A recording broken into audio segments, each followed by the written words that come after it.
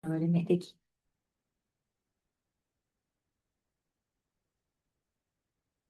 Configuración.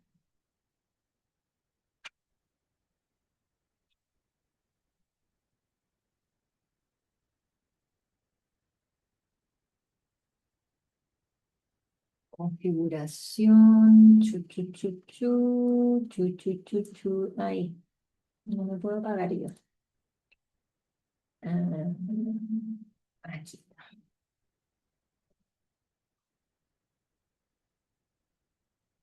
Ah, aquí aquí está.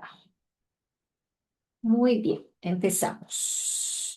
El centro, página 105. Bueno, primero que nada, muy buenas tardes a todos de donde ustedes me están viendo. Me gustaría iniciar esta lectura diciéndole que se inscriban al canal, denle like al canal para que estos mensajes del libro de Bergelinger en el centro se distingue por su levedad, lleguen a más personas y probablemente a la persona que necesite escuchar este mensaje. Así que empezamos en la página 105, nuestra primera décima lectura en el centro se distingue por su levedad. Entonces, dice así, página 105, capítulo El centro. Un hombre quiere saberlo por fin. Se monta en su bicicleta y va al campo abierto y lejos de lo habitual encuentra otro sendero. Ahí no hay indicadores y así se fía de lo que con sus ojos ve delante de sí y lo que su paso puede recorrer. Le impele una cierta alegría de descubrir lo que antes más bien era un presentimiento para él, ahora se torna certeza.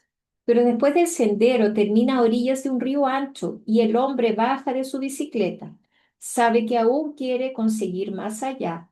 Tendrá que dejar en la orilla todo lo que lleva encima.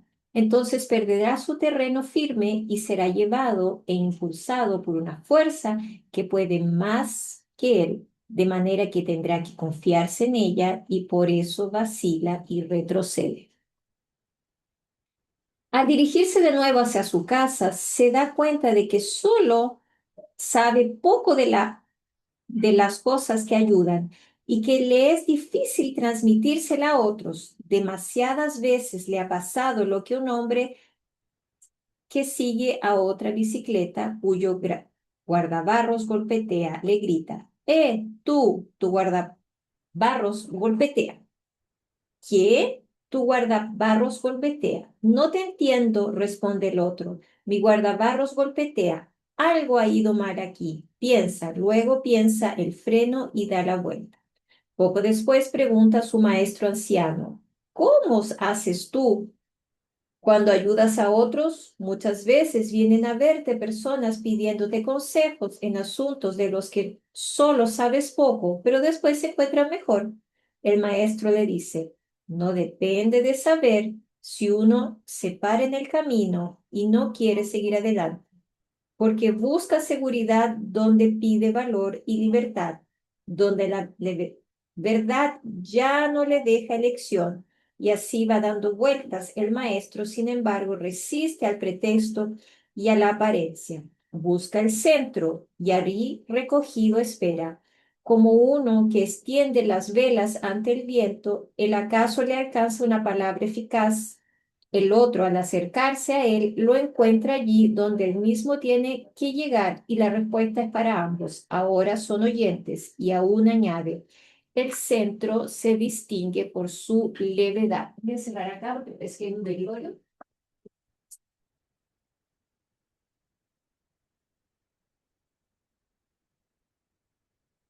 Y,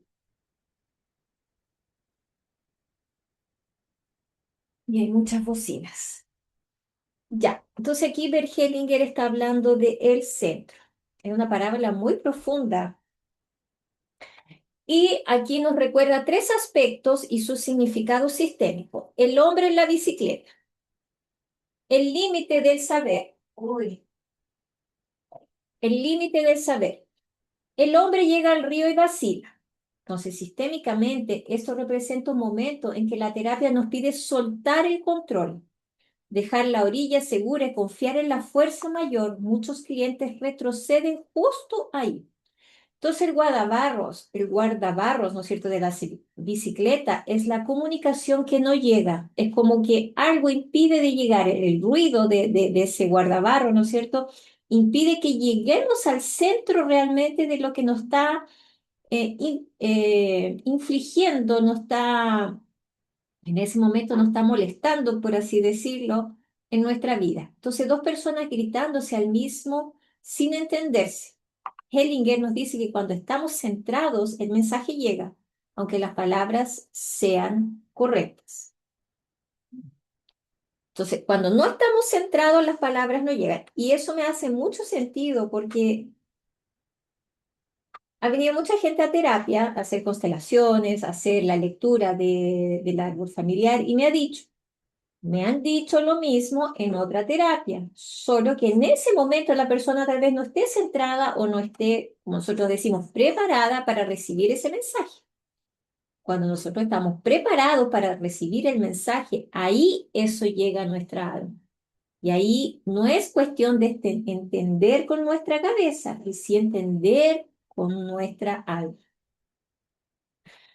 Entonces, ni siempre cuando vamos a una terapia va a resultar, porque tal vez en ese momento no estemos preparados o no queramos escuchar aquello que nos duele.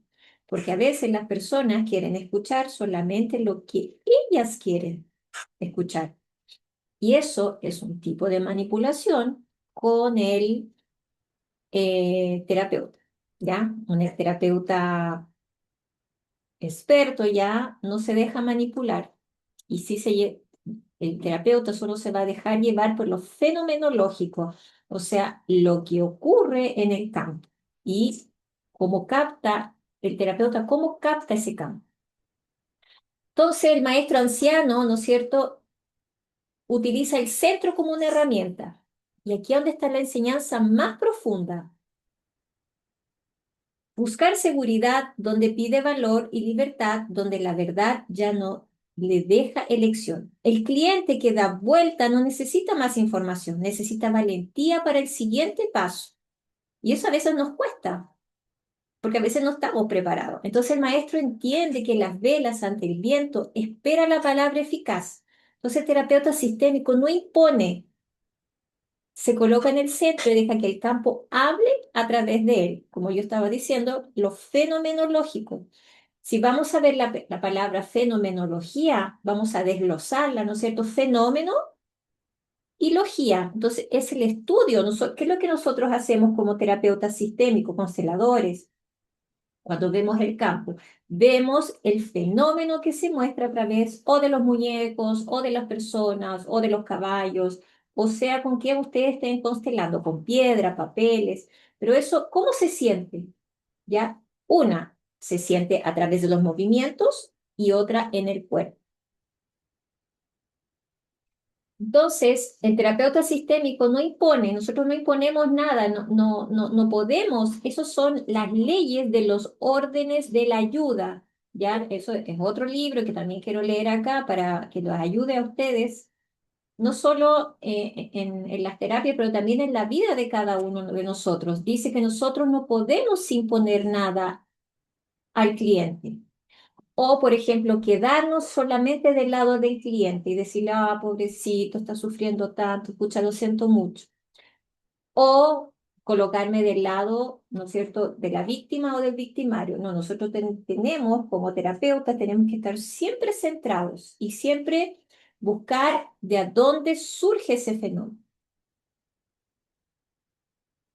Entonces, una constelación de terapeuta y cliente sanan juntos. Ambos son oyentes en el mismo campo y el centro se distingue por su levedad. Entonces, la verdad sistémica no es pesada ni complicada.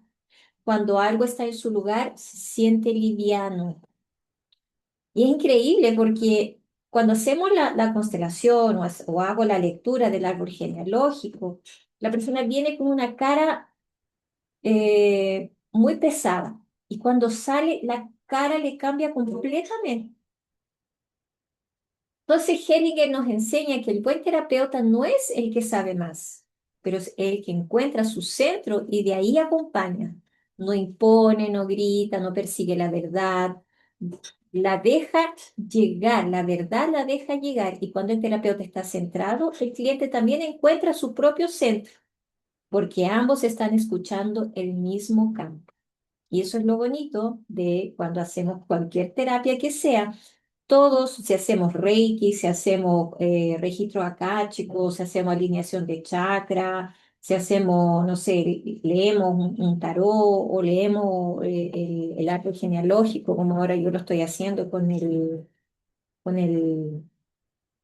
las cartas, tenemos que estar centrados. Y para eso no es mágica, no es, ya ahora voy a estar centrado. No, eso es una dedicación del día a día, dedicación de meditación, respiración. Entonces, es estar todo el tiempo, como yo siempre les digo, ora y vigila que está en la Biblia, pero no es solamente ahora que nosotros estamos eh, leyendo, ¿no es cierto?, aprendiendo, pero sí a cada momento siempre tenemos que estar resguardándonos y viendo qué leyes estoy infringiendo. ¿Será que es la pertenencia?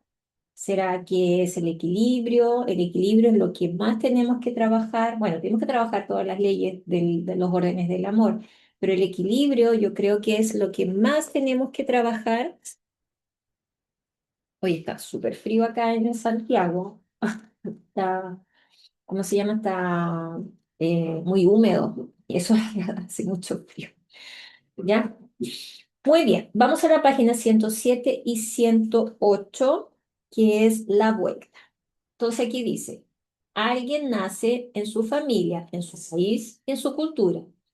Y ya de niño oyen quien hace tiempo fue su modelo y su maestro y sienten un profundo anhelo de hacerse como él, como aquel que se une a un grupo de iguales, se ejercita con una disciplina de largos años y sigue al modelo hasta ser idéntico a él y pensar y hablar y sentir como él. Pero una cosa piensa, le falta aún. Así emprende un largo camino para quizás aún superar en la soledad más lejana la última frontera. Pasa por jardines antiguos, largamente abandonados. Aún florecen rosas silvestres y altos árboles traen su fruto cada año. Pero este cae al suelo sin cuidado por no saber nadie lo que quiera. Después comienza el desierto. Pronto le rodea un vacío desconocido y le aparece como si aquí cualquier rumbo fuera indiferente. Y también las imágenes que a veces ven adelante de sí pronto se muestran vacías. Camina siguiendo su impulso y cuando ya hace tiempo que no se fía de sus sentidos, de repente ve el manantial, brota de la tierra y la tierra lo vuelve a recibir. Pero allí donde su agua llega, el desierto se convierte en un paraíso. Al mirar a su alrededor, ve a dos desconocidos que se acercan. Ellos hicieron lo mismo con él. Como él emprendieron un largo camino para quizás aún superar en la soledad del desierto una última frontera y encontraron como él el manantial. Juntos se agachan, beben de la misma agua y ya creen la meta casi enseguida. Después de se confían sus nombres. Yo soy Gautama, el Buda. Yo soy Jesús, el Cristo. Yo soy Mahoma, el profeta. Después llega la noche y encima de ellos, como siempre, destellan las estrellas inalcanzables en su lejanía y en su quietud. Todos se enmudecen. Uno de los tres se sabe cerca de su gran modelo como nunca. Le parece como si un momento pudiera intuir cómo se sentía cuando lo supo. La impotencia, la inutilidad, la humildad y cómo debería sentirse si también conociera la culpa. A la mañana siguiente, de la vuelta y sale salvo del desierto. Una vez más su camino le lleva por jardines abandonados hasta acabar en uno que es suyo. Delante de la entrada se encuentra un hombre mayor como si lo hubiera estado esperando. Le dice, ¿quién como tú? De tan lejos encontró el camino de vuelta. Ama la tierra húmeda. Sabe todo. Si cree, también muere. Y se acaba, también nutre. Sí, respondió el otro. Estoy de acuerdo con la ley de la tierra. Y empieza a trabajar. Entonces, en la página 107 y 108, ¿no es cierto? Que sería la vuelta. Aquí sería como lo que estoy leyendo ahora, lo que en este libro Bergelinger coloca son parábolas, ¿ya? Son como cuentos que él cuenta, porque cada vez que él hacía una terapia o empezaba un discurso, empezaba un taller, él contaba siempre una parábola. Y cada persona recibía una parte de esa parábola, no toda la parábola a veces hace sentido para una persona, pero sí un pedacito de la parábola le hace sentido a cada persona. Entonces, aquí hay 5 etapas del camino sistémico. El origen, la familia y la cultura. El origen es porque nosotros nacemos en un núcleo familiar, papá, mamá, hermanos. Y todo comienza en ese sistema de pertenencia. El buscador parte de ahí, desde su familia, su tierra, qué modelos tuvo, qué cultura tuvo. Entonces, sistémicamente nadie parte de la nada, todos venimos de un sistema. Aquí, por ejemplo, los jardines abandonados, lo que hay, lo que fue y nadie recoge. Entonces, rosas que florecen, frutos que caen sin que nadie los tome. Entonces, sistémicamente son los dones de los ancestros, siguen disponibles, aunque nadie los recoja. El campo morfogenético guarda todo. Acuérdense del campo morfogenético de Rupert Sheldrake, ¿ya? El que hizo buscó, estudió este campo morfogenético, donde el campo morfogenético de la familia ya guarda todo, está todo guardado. Y cuando nosotros hacemos una constelación familiar, nosotros entramos en ese campo. Por eso que nosotros decimos ya el campo, nosotros vamos a entrar al campo, vamos a estar disponibles para el campo. Y en ese campo dicen que están los frutos, están las flores, ¿no es cierto? Pero a veces nadie las recoge, nadie las ve. Aquí también en esta parábola habla del desierto. Entonces habla de una soledad necesaria, el vacío donde los sentidos ya no sirven. Entonces sistémicamente hay un momento en la terapia donde el cliente debe soltar lo que sabe y confiar en algo más grande. Aquí también habla del manantial. Esa es la fuente común. Entonces Buda, Cristo, Mahoma beben de la misma agua. Entonces, Hellinger dice que todas las tradiciones de sabiduría beben de la misma fuente y las constelaciones familiares también beben de ahí. Entonces, la vuelta y el jardín, como aquí nos dice, esa es la integración. Entonces, el verdadero sabio vuelve, no se queda encima del desierto, regresa a la tierra, al jardín, a lo cotidiano. Y sistémicamente la sanación no es escapar de la familia, es volver a ella con ojos nuevos. Entonces aquí, por ejemplo, aquí en el, donde yo estoy leyendo el árbol genealógico, hay una carta que mostrársela a ustedes para que la conozcan.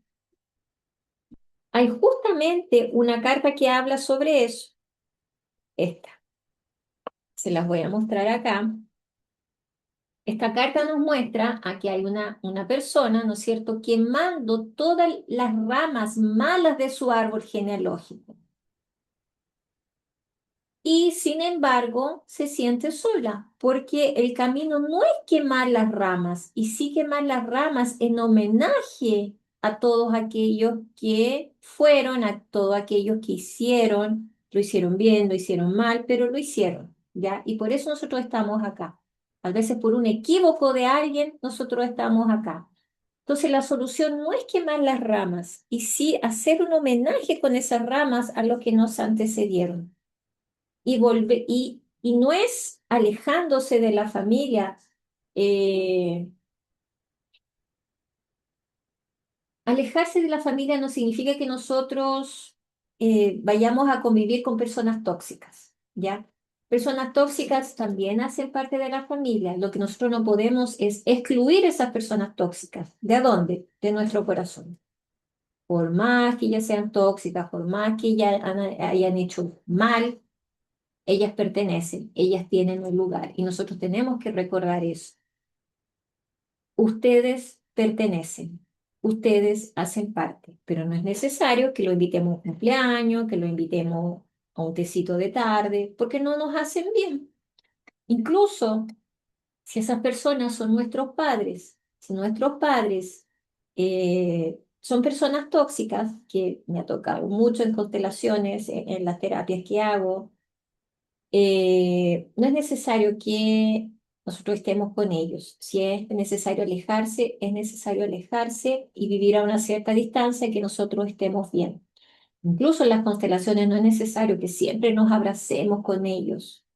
No, es necesario tomar distancia de esas personas, pero en nuestro interior, en nuestra alma, en nuestro corazón, ellos pertenecen. Entonces aquí él dice, volver a nuestra familia con nuevos ojos. Esa es la integración. Y aquí la frase más profunda, estoy de acuerdo con la ley de la tierra, ya empieza a trabajarlo. Esa es la conclusión sistémica, aceptar el orden tal como es. Eso también hay que aceptar, la vida y la muerte, el crecer y el acabar, y desde ahí nosotros empezar a trabajar. Entonces, con esta imagen, más que sistémica, el sabio, ¿no es cierto?, viaja lejos, encuentra la fuente y vuelve a su jardín. Entonces, la terapia no nos lleva a otro lugar, nos devuelve a nuestra familia, a nuestro origen, pero con una mirada más amplia y un corazón más libre, aceptar la ley de la tierra, que a veces no es fácil, o a veces no estamos preparados para hacerlo. No, porque mi mamá fue muy dura, mi papá fue muy malo, mi papá fue a comprar cigarros y nunca volvió. ¿Cómo lo voy a querer? No, yo no estamos diciendo que tenemos que querer o tenemos que amar al papá que fue malo o al papá, porque siempre vamos a tratar de los temas más complicados en la terapia, pero sí aceptar que hace parte de tu familia y que él, de alguna forma u otra, te dio la vida. Entonces, todo lo que aquí también nos recuerda, ¿no es cierto? Aceptar la ley de la tierra, que todo lo que nace también muere y todo lo que acaba también nutre. Eso es la paz sistémica. Entonces vamos a leer otra parábola que es el vacío. Unos discípulos dejaron a un maestro y en el camino de vuelta, le preguntaban desengañados, ¿qué estaríamos buscando con él? Uno de ellos respondió, a ciegas nos subimos a un coche de un cochero ciego, conducía ciegamente, arreando a sus caballos ciegos. Pero si nosotros, al igual que ciegos, avanzáramos a tientas, quizás encontrándonos al borde del precipicio, con nuestro bastón palparíamos la nada. Las imágenes o mitos claros forman parte de una penumbra del espíritu, que el héroe en su camino supera para no perder la cabeza. Las imágenes que obran son oscuras. ¿Qué quiere decir aquí? Entonces aquí los discípulos se alejan desengañados, sienten que el maestro no les dio lo que ellos buscaban. Pero uno de ellos revela algo más profundo. No sabían lo que buscaban porque iban ciegos siguiendo a otro ciego. Es como esa parábola, ¿no es cierto?, de la Alicia en el País de las Maravillas, que Alicia le pregunta al conejo, ¿qué camino tomo? Y el conejo le responde, si no sabes para dónde vas, cualquier camino te sirve. Entonces, nosotros de alguna forma también tenemos que saber qué camino queremos tomar o qué queremos por último, porque a veces vienen a consulta y he reflexionado mucho sobre esto, que las personas quieren que nosotros le arreglemos la vida. No, porque ¿qué hago? ¿Qué hago? ¿Pero qué hago con esto? Uno le está diciendo la respuesta, pero la persona quiere todo hecho, listo, y ya, un paquetito así, ya, abre este paquetito que te va a resolver la vida.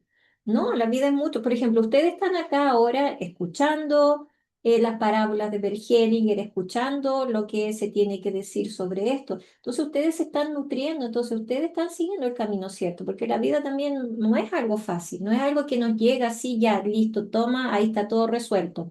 O como, es como, por ejemplo, ser padre o madre. Nadie nos enseña, no hay un guía para ser una madre, una madre perfecta y un padre perfecto. Y lo que Bert Hellinger nos dice, que bueno que tengamos padres imperfectos, porque así nosotros vamos buscando también nuestro camino. Entonces, la metáfora del coche ciego, ya, eh, esto tiene un significado. El cochero ciego, el maestro, no está centrado. Y nos enseña desde el ego, no desde el campo. Los caballos ciegos, las técnicas y el método aplicados son sin conciencia. Entonces los discípulos ciegos, quienes siguen sin cuestionar por lealtad ciega, ¿ya? Ese bastón al borde del precipicio, la única herramienta real. Entonces palpar la nada con honestidad. Entonces las imágenes oscuras que obran. Las imágenes que obran son oscuras. Entonces, sistémicamente, esto significa que la sanación no viene de ideas claras y brillantes. Entonces, no es ese paquetito listo que la persona les va a entregar. Ah, ya, no tengo que trabajar nada, solo leo, sigo el manual y listo. Eso viene de lo que no se ve, de lo que está en la sombra del sistema. El campo morfogenético opera en la oscuridad, no en la luz del análisis. Entonces, Bergelinger nos advierte acá del peligro de seguir ciegamente cualquier sistema, incluso el sistema. Entonces, el verdadero camino comienza cuando dejamos de seguir y empezar a palpar con honestidad nuestra propia oscuridad.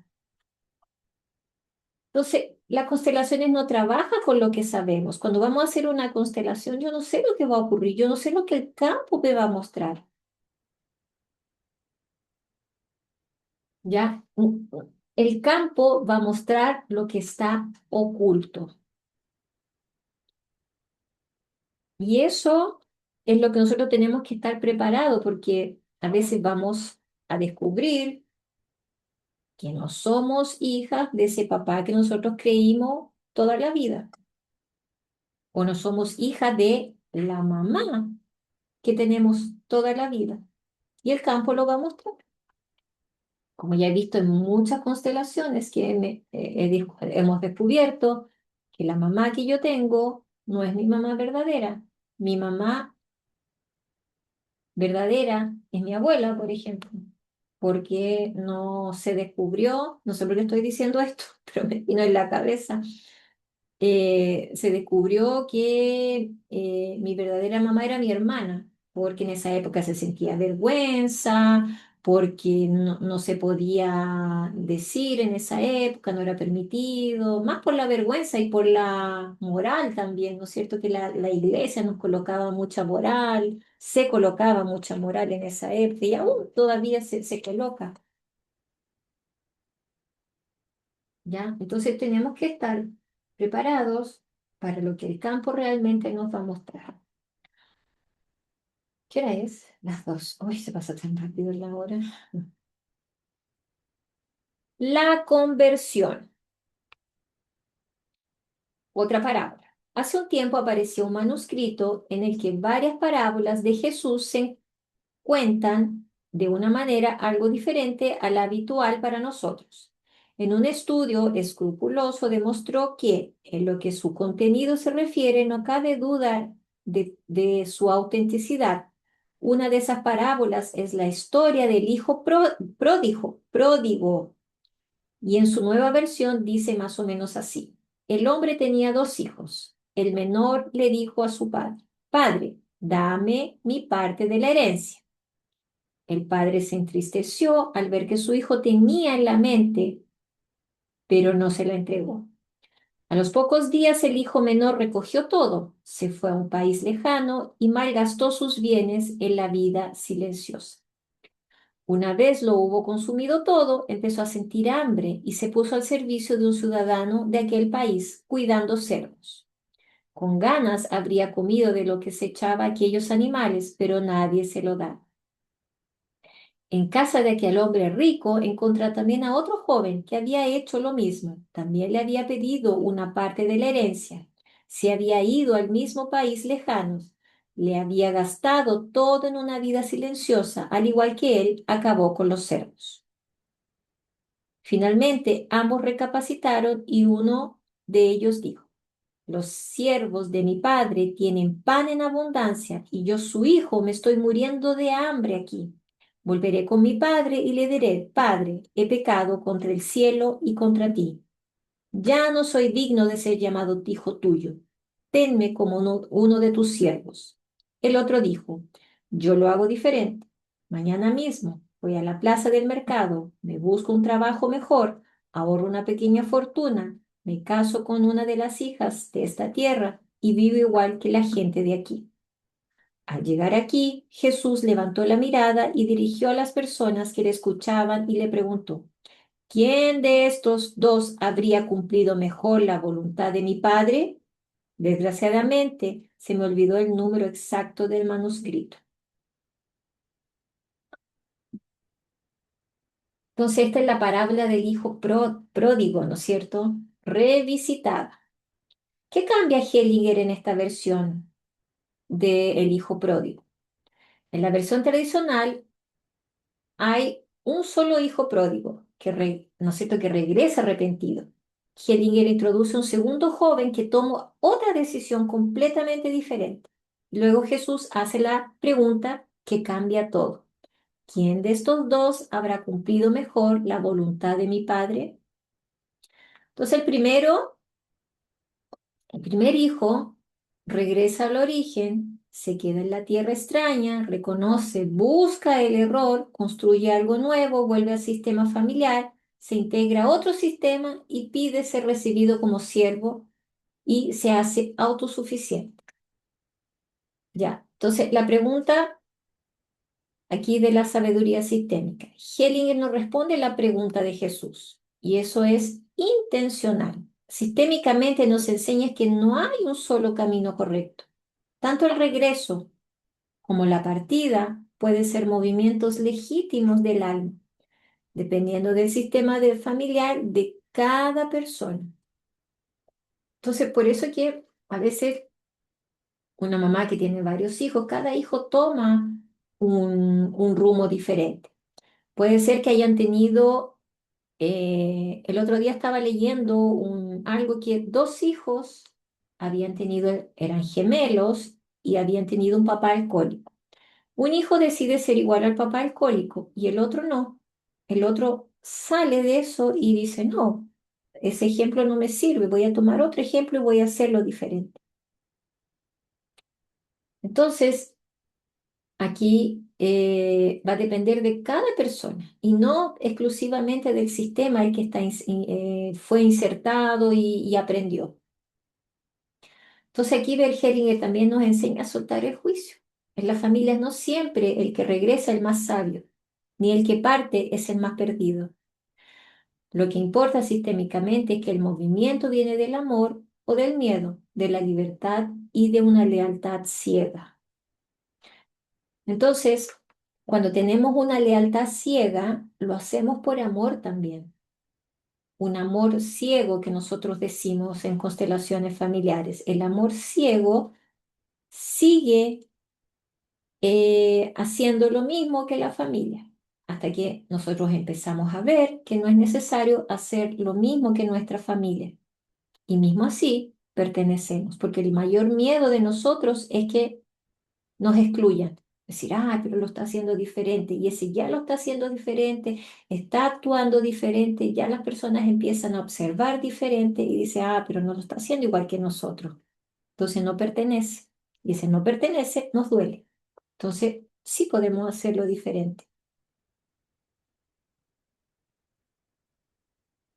Y estaba leyendo Eh, También el otro día que a veces tenemos que hacerlo con culpa, tenemos que hacer las cosas con culpa para poder ser feliz. Y la felicidad trae soledad. Nos vamos a sentir solos. A veces vamos a sentirnos solos las cosas que queremos hacer, realmente que queremos hacer, pero por otro lado vamos a tener felicidad que estoy haciendo lo que yo deseo. Obvio que espero que sea una cosa buena. Vamos entonces a la sentencia, página 111. Otra parábola. Un rico murió y al llegar a la puerta del cielo llamó y pidió entrada. San Pedro le abrió y le preguntó qué quería. El rico dijo, quisiera una habitación de primera clase, con vista a la tierra y además a diario mi plato preferido y la prensa del día. San Pedro en un principio se resistía, pero impacientemente el rico lo llevó a una habitación de primera clase, le trajo un plato preferido y la prensa del día, le echó una última mirada y dijo, dentro de 1000 años volveré. Y cerró la puerta detrás de sí. Al cabo de 1000 años volvió y miró por la ventanilla de la puerta. Por fin estás aquí, exclamó el rico. Este cielo es horrible. San Pedro sacudió la cabeza. Te equivocas, dijo. Este es el infierno.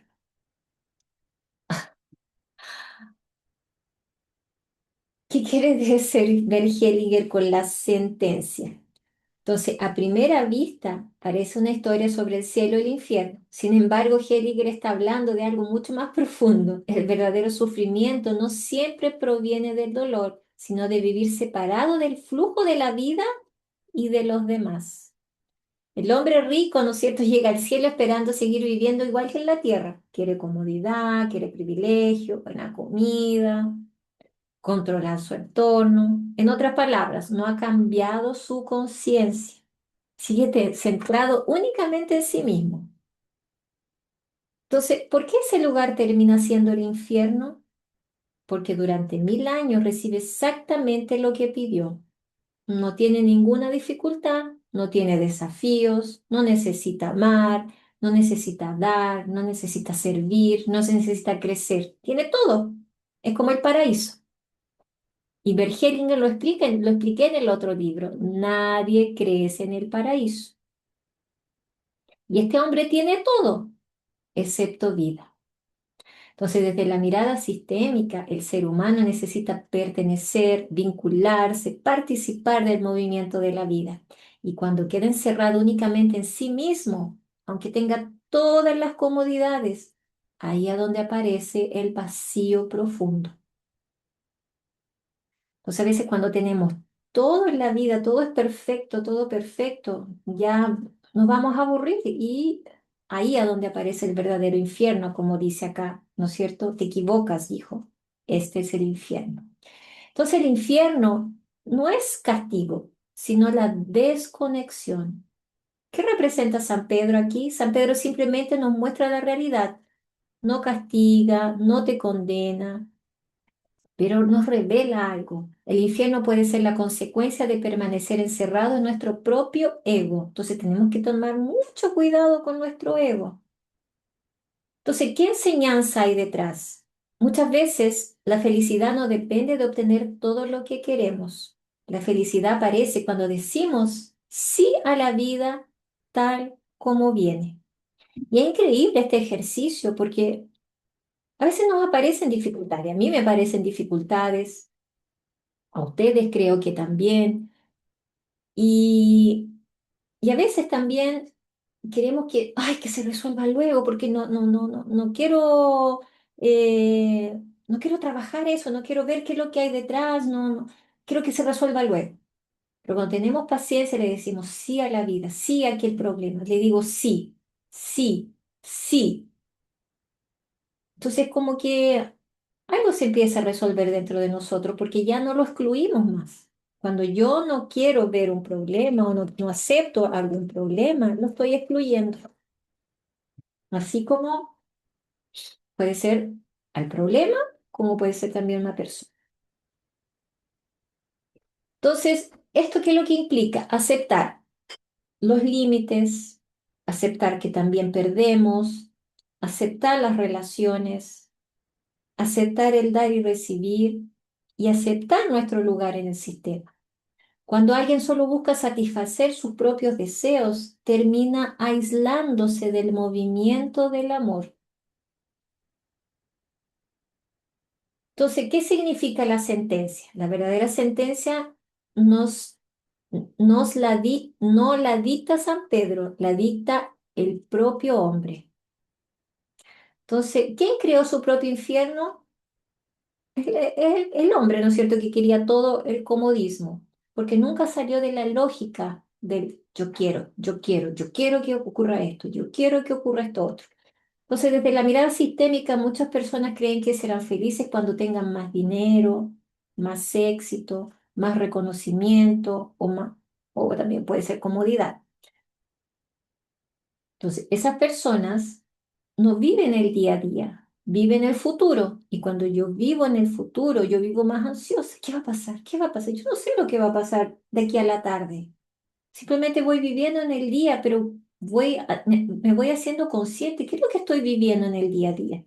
No como inercia, voy porque tengo que ir. Voy un poco más lenta, pero voy un poco más consciente. Entonces, Bergelinger nos invita a mirar que la plenitud nace de estar en sintonía con la vida. Eso es, en el día a día tengo que estar en sintonía con la vida y con los demás, y no de estar acumulando privilegios. Porque además, si yo tengo todo en la vida, está todo perfecto, ahí es donde empieza, no sé, o empieza una depresión o me empiezo a sentir incómodo, porque la vida es eso, siempre empezar a trabajarnos, a trabajar los problemas que vienen, a trabajar, no me gusta decir problemas, me gusta decir desafíos. Y siempre tenemos que enfrentar los desafíos. Entonces, a veces creemos que el cielo consiste en obtener todo lo que deseamos, pero Bergelinger nos muestra que si vivimos únicamente para satisfacer a nosotros, nuestro ego, ¿no es cierto?, podemos quedar profundamente solos. Y el bienestar verdadero no nace de tener más, sino de ocupar nuestro lugar con humildad. Y es muy paradójico esto, porque cuando no estamos buscando nada, todo aparece.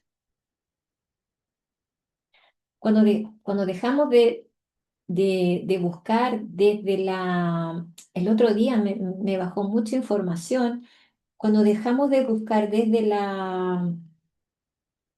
no tengo esto, no tengo esto otro, se me perdió la palabra, pero eh, cuando dejamos Carencia, carencia, sí, no, es otra palabra que me llegó, no me acuerdo ahora, pero también desde la carencia, cuando dejamos de buscar desde la carencia, ahí que las cosas empiezan a aparecer, porque generalmente buscamos desde la carencia, sí, buscamos desde la carencia.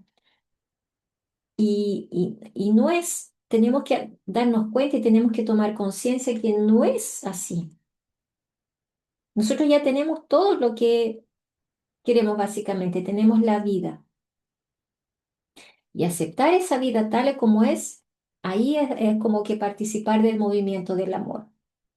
Entonces el mayor paraíso no es poder decir, es poder decir sí, un profundo sí a la vida. Y el mayor infierno es quedar encerrado únicamente en nosotros mismos. Entonces, es importante recordar también este cuento expresa una visión filosófica. Bergelinger, recuerden que es muy filosófico, ¿ya? No pretende describir literalmente el cielo, el infierno o una verdad religiosa. Aquí no estamos imponiendo ni una religión, sino ofrecer una metáfora para reflexionar sobre la forma en que vivimos y cómo nos relacionamos con la vida. Y aquí no estamos imponiendo nada, simplemente estamos reflexionando de cómo nos relacionamos con nuestra propia vida y con la vida en sí.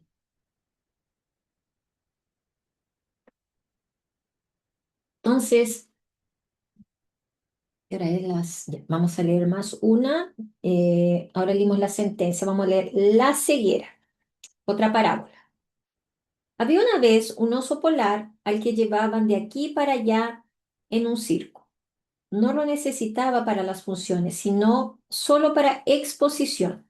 Así siempre estaba en su caravana. Era tan estrecha que solo podía dar pasos hacia adelante y dos pasos hacia atrás. Al cabo de un tiempo, les dijo, les dio pena el oso y le dijeron, ahora lo venderemos a un zoológico. Allí tenían una gran área libre, pero aún así solo daba dos pasos hacia adelante y dos pasos hacia atrás. Entonces otro oso polar le preguntó, ¿pero por qué haces eso? Y él respondió, es que por haber pasado tanto tiempo en la caravana, es por haber pasado tanto tiempo en esa caravana. Lo que muchas veces limita nuestra disposición para mirar lo que experimentamos como obligación y como inocencia, aquello que nos resulta fatal, y que experimentamos como traición de un orden y como culpa, el mirar nos muestra como soluciones. En consecuencia, el mirar se sustituye por una imagen interior y aquello que ya pasó actúa como si aún estuviera. A veces la imagen interior únicamente se crea de oídas, formando así un orden que solo existen en la imaginación. Así el mirar se sustituye por el escuchar, la verdad por el libre albedrío y el saber por crecer. Entonces, esta es la ceguera. Esto me hace mucho sentido. Pues yo le voy a contar la historia porque me hace tanto sentido esto. Entonces, en este cuento, el oso polar ya no está encerrado en la caravana, pero continúa comportándose como si lo estuviera. Su realidad cambió, pero su imagen interior no. Y una vez yo fui a un zoológico en Argentina, que los animales tenían tanto trauma que exactamente aquí como lo está diciendo, hacen los mismos movimientos como si estuvieran encerrados, como si estuvieran en el circo. Y eso es su psique. O sea, los animales igual no tienen la conciencia que nosotros tenemos. Entonces, pero al llevar, ¿no es cierto?, su realidad, al llevarlo al zoológico, su realidad cambió, pero la imagen interior no. Entonces, desde esa mirada, Bert Hellinger nos muestra que muchas personas siguen viviendo condicionadas por experiencias del pasado. Es lo que yo digo, estamos así, atadas al pasado, por lealtades familiares o por creencias aprendidas. Aunque hoy tengamos nuevas posibilidades, actúan como si todavía estuviéramos limitados. Entonces, eso es lo que tenemos que cambiar nosotros, porque nosotros hemos sido demasiados, eh, eh, lo han enseñado eso. Tienes que hacer esto. Tenemos que casarlos con un hombre que sostenga a las mujeres. Tenemos que hacer esto, tienes que hacer esto otro, tienes que... Entonces, ese tiene, nos quedó tan grabado en nuestra mente, sobre todo quien viene, por ejemplo, del sistema político o un sistema religioso, que estemos muy ancladas a ese sistema religioso, ya esas creencias aprendidas, aunque tengamos nuestras nuevas posibilidades, actúan como si estuviéramos limitados. Y yo doy otro ejemplo, por ejemplo, antiguamente nuestros abuelos, nuestros bisabuelos, ¿cómo vivían? No vivían con luz, no tenían luz, tenían una vela y tenían que cocinar a fuego. Entonces nosotros también tenemos que vivir a ver y cocinar a fuego todavía. No, pues nosotros tenemos una nueva posibilidad, tenemos luz, tenemos internet, tenemos una estufa eléctrica o tenemos una estufa a leña que hoy día tengo que colocarle pellet, no tengo que salir afuera a cortar la leña. Entonces, si eso mudó, el resto también puede cambiar.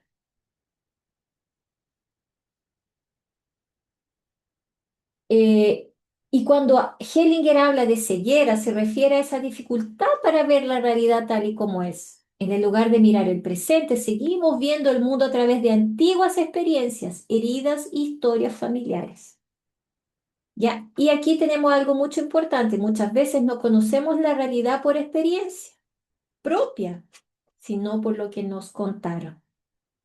Y así terminamos creyéndonos imágenes internas, juicios internos o relatos familiares como si fueran verdaderas verdades absolutas.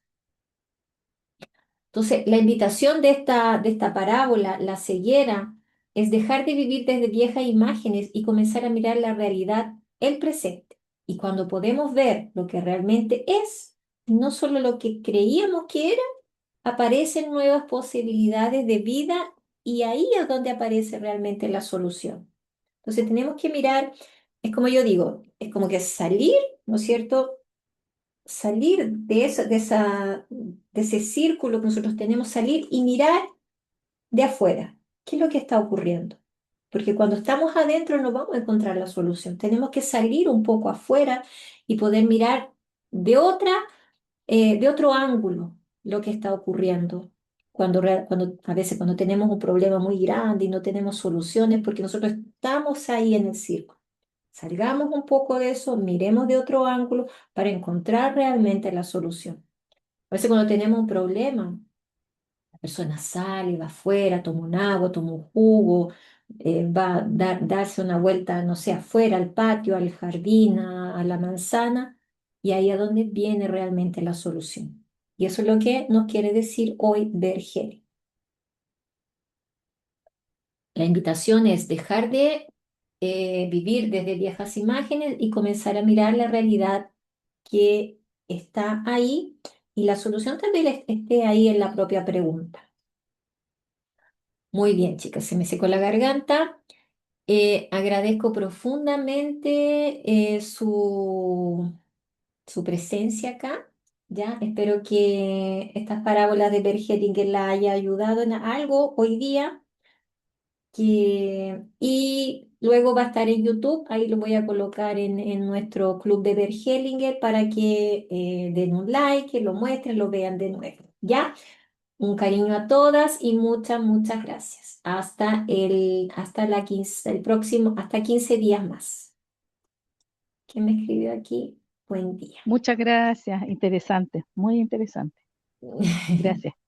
Ya, Jenny, un abrazo, Pili, Margarita, que estén muy bien. Chao, chao.